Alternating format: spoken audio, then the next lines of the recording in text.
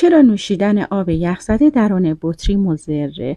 3 تا دلیل داره. دلیل اول این که معده دارای حرارتی هست که تنها در همون حرارت میتونه آنزیم هضم چربی ترشح کنه. وقتی آب سرد می نوشیم معده قادر به هضم چربی ها نیست، در نتیجه چربی ها وارد خون میشن و در کبد تصفیه خونه بزرگ انباشته میشه و کبد چرب ایجاد میشه.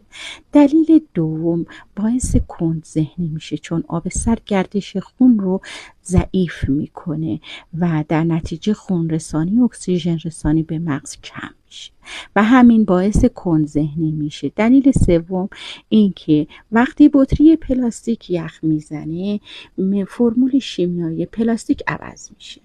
اینه که بطری های یخزده شکننده ترن و ترکیبات سمی